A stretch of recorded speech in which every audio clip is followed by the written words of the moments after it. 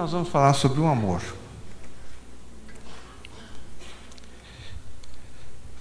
Seria uma tremenda hipocrisia, ou conceitualmente, falar que o amor só dá prazer. O amor é uma fonte de muito prazer, mas ao mesmo tempo uma fonte de muita dor. Eu vou explicar para vocês, isso é teoria. Quando eu falo teoria ou hipótese, a gente tem que pensar, analisar e ver se é ou se não é, porque não é confirmado cientificamente, mas a gente tem que pensar, tá bom? Então, eu vou falar uma teoria freudiana que aceita. Tu não pensa que assim, só porque sabe o que a palavra amor já sabe tudo, ou que sente também sabe. Então, eu vou tentar explicar o conceito de amor. E aí vocês vão entender, diante do raciocínio, que é uma coisa difícil, não é fácil. Como que funciona? O amor vem no nosso nascimento. Quando a gente está no útero da mãe, o que acontece com a gente? É bom ou é ruim? Vamos pensar bem. Nós estamos a 36 graus e meio, uma piscina aquecida, né? Temos o alimento que a gente quer na hora que a gente quer. Não tem trauma nenhum. Não é isso? Silêncio. E hoje já sabe que a gente recebe muitas coisas boas da mãe. Não é bom? E a partir da hora que essa bolsa rompe, entramos em trabalho de parto. O que acontece? Que estava naquele ambiente maravilhoso, começa a ter o quê? Dor. Eu trabalhei em maternidade, na maternidade de São Paulo, 4 anos. Nunca vi uma criança nascer com um aspecto bonito. Todas choram e todas têm um aspecto muito difícil, de dor. E eu acredito que quem tem experiência nisso vai falar a mesma coisa. Então a criança vai ter dor, vai ter frio e vai ter fome. Ou seja, o mundo muda. O mundo melhor muda para o mundo pior. Esse é o grande trauma do nascimento. E nós vamos ter esse trauma a vida toda, por incrível que pareça. E aí o que acontece com a criança? Ela vai querer o quê? Quando que ela retorna a isso? Quando ela se aproxima da mãe e vai no peito da mãe, ela vai voltar a ter o quê? Uma sensação parecida com o útero, não é assim? Essa é uma teoria freudiana que até hoje, já fazem 120 anos, está aí. E é exatamente isso. Ela vai ter homeostasia. Ela vai ter, acabou com o desamparo dela, quando ela tem um peito, ela vai ter paz, vai ter harmonia. Platão, ele coloca no banquete que nós temos o andrógeno, que é uma coisa simbólica, que era um bicho que tinha 2 partes. As 2 partes se desuniam, e quando uma parte ia tentar unir com a outra, e ele falou que isso era o amor. É mais ou menos isso. O amor é quando a gente procura essa harmonia, porque de repente forma um buraco na gente, e a gente vai sempre tentar buscar isso daqui, a vida toda. Ou seja, o primeiro objeto, que a gente chama objetal, de amor, é a mãe. A paixão, ela envolve 2 pessoas na totalidade. Ficam unidas, é quase um. É uma coisa muito boa, é uma plenitude a paixão. Só que, igualmente, ela vem com um outro problema, que é o medo. Paixão vem com medo. Quando a gente se apaixona, a gente não dorme direito, a gente não come direito, a pessoa não liga direito para a gente, porque a gente quer ver a pessoa, e a gente sofre muito com isso. Porque a gente não sabe se essa relação vai dar certo ou não. E aí a gente sofre muito com isso. E o duro da paixão, pela experiência que a gente tem de 28 anos, que na grande maioria, se esse vulcão não for contido, ela sempre acaba. Porque esse medo é maior do que a plenitude que ela dá. Então é muito importante a gente entender isso. E aí nós voltamos para os fatores anti-amor. E aí eu vou colocar 4 fatores, ou não, o Flávio colocou, eu estou seguindo o que ele colocou. Esses 4 fatores anti-amor vão ser bem fáceis de vocês entenderem. São coisas que nós fazemos para a gente não gostar, para a gente evitar que a gente goste. E é bom a gente entender. Porque, na verdade, todo mundo quer amar. Vamos levantar a mão. Quem quer amar? Todo mundo. Mas senão vocês não estariam aqui, concordam? Isso é óbvio, né? Meu que aí dá para quebrar o galho. Mas, ao mesmo tempo, nós temos uma força impulsionando ao contrário. Que se a gente não entender isso, a gente vai perceber algumas armadilhas que a gente cai. Primeiro fator, são 4. Primeiro fator, é o fator mais tranquilo, e eu vou explicar bem direitinho. Como eu falei, é difícil a gente falar porque a gente está falando do inconsciente, mas eu vou tentar falar numa linguagem que dá para todo mundo tentar entender. Primeiro fator, lembra que eu falei do nascimento? Então, até o primeiro ano, só existe a mãe. A partir do segundo ano de vida, a gente começa a descobrir o mundo. Quem tem filho, levanta a mão. O que os filhos fazem quando tem 1 ano? Não aprontam todos, ficam andando, não é assim? Eles querem descobrir o mundo. E descobrir o mundo dá muita satisfação. Então, o que acontece? Vai ficar dividido entre o aconchego da mãe e a satisfação da individualidade, da descoberta. Se a gente pensar isso numa relação adulta de casamento, a gente vai ter o aconchego da pessoa, mas ao mesmo tempo a limitação que a pessoa vai nos trazer. Isso acontece, e acontece com muita gente, que as nossas relações são muito primárias. O que quer dizer isso? Nós nos relacionamos como que a gente tivesse naquele primórdio da mãe. Ou seja, nosso relacionamento amoroso, ele fica como se assim, a gente quisesse só a mãe. Então fica um relacionamento assim, obsessivo e exclusivo. Fica aquele ciúmes obsessivo, ninguém pode fazer nada e limita demais a pessoa. Então é o amor regredido. E isso ocorre muito. Segundo fator, anti-amor. E esse é importante a gente entender. Esse é até mais fácil também, é bem tranquilo. Gato escaldado tem medo de água fria? Quem quer sofrer, levanta a mão. Ninguém quer sofrer? Ou seja, alguém quer sofrer? Não quer. A gente já sofreu no nascimento. Se a gente tiver outra relação em sofrer, vocês acham que a gente vai querer sofrer de novo? Então, a gente evita por toda a água do mundo o sofrimento. Então, o segundo fator básico, que é meio racional e outro meio não é que a gente evita o sofrimento. E muito. Tem algum fato aí que eu acho que é importante falar? Até assim, dessa parte do sofrimento. A pessoa que não quer sofrer e prefere ser amada do que amar.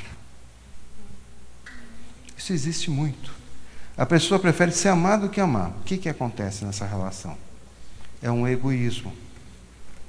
Só que a pessoa, ela não faz isso porque ela quer levar vantagem. Ela faz isso porque em toda relação amorosa a gente vai ter frustração. Nada faz como a gente quer. Então, se a gente não se envolve, fica muito fácil. Então, a pessoa faz essa relação, que é uma relação egoísta, mas não por maldade. O terceiro fator anti-amor. Esse fator é interessante. O mais difícil, o mais sutil e o que acontece na maioria. Vocês acham que a paz é boa ou é ruim? É bom, né, paz? E a tragédia? Nós, seres humanos, no nosso inconsciente, eu vou falar bem em termos fáceis de entender, no nosso inconsciente, toda vez que nós temos paz, a gente acha que vem uma tragédia. E a gente vai evitar a tragédia. E evita mesmo. E num relacionamento, quando está bom, sabe o que a gente faz? A gente arranha o relacionamento. Sabe como que a gente arranha? Uma noite que podia ser maravilhosa, podia ser uma noite de amor, gostosa, legal, a gente vai colocar alguma coisa que não é bom e estraga essa noite. Então, ou falar que a pessoa não é aquelas coisas que a gente acha que era. Ou vai tascar o barco. Ou sai com outra, para ela saber que a gente saiu com outra. Então, a gente vai fazer um jeito de arranhar e acabar com o relacionamento. E tem o quarto fator anti-amor, que eu vou falar de pacotão. Que a gente faz até dizer chega. Por que pacotão? A gente chega, começa a relacionar com uma pessoa e começa a colocar. É casada? Tem filhos? Qual o time que torce? Qual a religião? Qual a profissão? Ganha quanto? Aí a gente soma tudo e já tira. Totalmente irracional. É o que nós fazemos.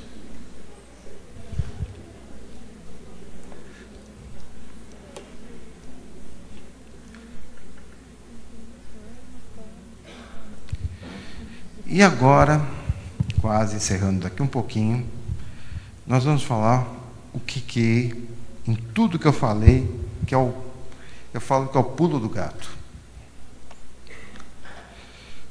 O mundo mudou, não mudou? Dá para a gente tirar o avião? O avião nos leva para a Europa em 10 horas.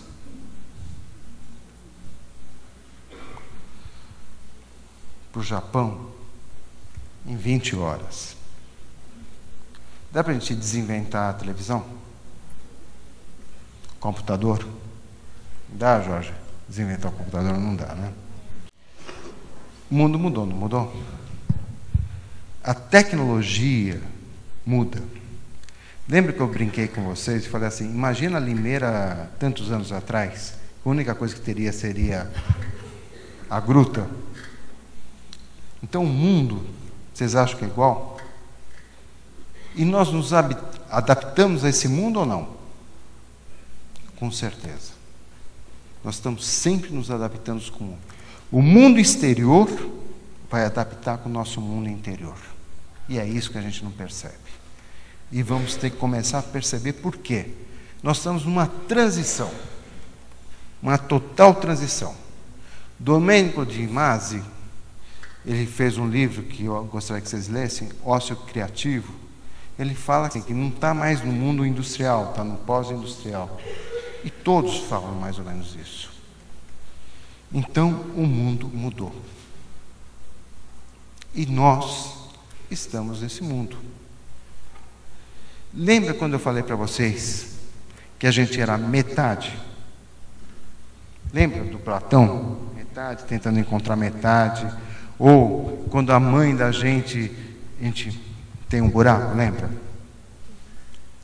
Esse buraco vai continuar com a gente sempre. Pelo menos nas nossas gerações vai continuar. Eu acho que algumas outras gerações vão tentar entender a essência íntima de cada um, mas nós ainda não. Mas o buraco do nosso nascimento, os buracos que nós temos, vai continuar. O que a gente faz para tapar esse buraco? Se eu sou introvertido, eu vou procurar uma pessoa extrovertida. Se eu sou generoso, Eu procuro quem? Uma pessoa egoísta. Ou seja, nós vamos tentar o tempo todo tapar o buraco da gente. E vocês acham que a gente tapa o buraco procurando uma outra pessoa? Não. Isso é certeza absoluta que não. Até ao contrário, pode ressaltar mais o buraco da gente. Então, a partir desse milênio, desse novo processo, nós estamos num processo de mudança muito grande, que a gente tem que ver. Nós mudamos. E se a gente não perceber isso, e que nós não percebemos, é que nem o nosso mundo. A água, ela é infinita ou ela acaba? Os nossos recursos naturais acabam, não acabam? Então, nós temos que ter uma nova consciência. Nova consciência sobre nós mesmos, sobre os nossos relacionamentos. Por quê? E esse é o ponto básico de tudo que eu falei até agora. Porque, na verdade, esse buraco vai estar sempre com a gente. Nós temos que aprender a estar bem sozinho, só. Eu estou bem sozinho. Deixa eu explicar isso bem, que as pessoas sempre procuram outras. Porque ninguém vai acabar com o nosso buraco. O só não quer dizer solitário. Na nossa sociedade é aqui mesmo. Todos vêm, vamos dizer, vivem dúbios, ou seja, todo mundo vive em casais. Não é assim? Quem está sozinho, o que a gente pensa? Parece que é uma pessoa enfraquecida, não consegue ninguém, uma pessoa que... Não é assim? É ao contrário. A pessoa que pode ficar sozinha, e eu vou chegar no raciocínio lá na frente, vocês vão entender, ela pode ser muito mais forte do que a pessoa que precisa ter alguém para tapar o buraco dela. Porque esse buraco que nós temos, nós vamos ter que conviver a vida inteira. Eu sempre falo, se a gente aprender, vai ficar um buraquinho. E a gente vai aprender esse buraquinho e viver. Então, na verdade, é mais ou menos isso. Não dá para a gente compensar as nossas deficiências com os outros, como nós falamos, com os pares, como eu expliquei do amor, lembra? Que a gente vai compensar com o outro, não é isso por aí. Nós vamos ter que ser indivíduos. Não podemos mais ser metades. Acabou esse negócio de metade. E vai acabar. Quantas pessoas, depois de relacionamentos extremamente ruins, preferem ficar sozinhas? Cada vez aumenta mais. Por quê? Porque o amor e a relação do amor está mudando. Se a gente não tiver essa percepção, a gente não vai entender esse processo de mudança. E aí vem uma pergunta básica. Vivemos sem amor? Ou deixamos uma coisa tão gostosa, viver com uma pessoa que nos interessa? O que vocês acham? Quando eu falo que a gente pode ser sozinho, a gente pode estar bem sozinho, a relação de amor vai mudar por um motivo, sabe por quê? Porque daqui para frente, as pessoas vão começar a viver e aprender a viver com a diferença das outras. Nós vamos passar por um relacionamento adulto, que até agora nós vivemos aquele princípio meio infantil. E quando vem um relacionamento adulto, vem um relacionamento de crescimento. E crescer dá dor. Veja um adolescente, quando ele cresce, eu falo, tem dores. Não tem nada de doença, é a dor no crescimento. Nós vamos começar a andar pelas próprias pernas. Ou seja, o relacionamento adulto vai fazer a gente aprender a conviver com as diferenças da outra pessoa. E essa é a grande questão. Ah, mas isso eu já faço. Duvido que alguém faça isso. Porque se alguém opõe a opinião da gente, a gente critica veementemente. Concorda? Como se nós fôssemos os fidedignos da verdade, a luz da verdade, e não somos. Nós precisamos aprender a viver com as diferenças. Eu vou dar um exemplo. convivo com uma pessoa, eu não, um exemplo aí. E a pessoa...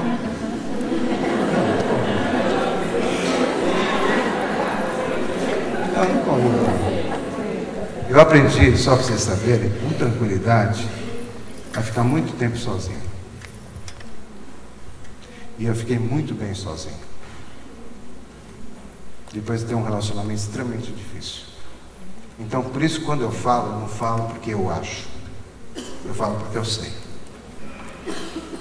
Então, se tem uma pessoa que a gente convive, e é exemplo mesmo, e a pessoa, uma pessoa boa, uma pessoa legal, uma pessoa tranquila, tem uma boa vida sexual com a gente, mas a pessoa é um cristal, a pessoa é delicada, e talvez eu não seja. É diferente de mim, não é? Eu vou ter que ter o respeito por essa pessoa, a tolerância por essa pessoa e a verdade de entendê-la. Porque aquele todo é muito maior do que esse menor. Ao mesmo tempo, eu posso ser explosivo, não posso? E essa pessoa também vai ter que ter a tolerância, o respeito pela explosão e saber que naquela hora que eu explodir, não fala quem, né? Ou seja, relacionamento é uma troca. Se a gente não entender isso, a gente não entende relacionamento. E a grande maioria não entende isso. Que relacionamento é uma troca madura e adulta. Como um novo relacionamento que vai existir daqui para frente, que está nesse processo de transição, tem que ser essa troca e essa maturidade. Esse é o grande ponto fundamental da vida da gente. Por isso, quando eu falo para vocês, encerrando a palestra, que relacionamento amoroso é um processo que está vindo a cada um de nós, no nosso mundo. E se nós não formos partícipes, se a gente não participar de tudo isso, a gente vai ter alheio a isso. E, consequentemente, vem muito sofrimento. Infelizmente, nós estamos no tempo da mudança.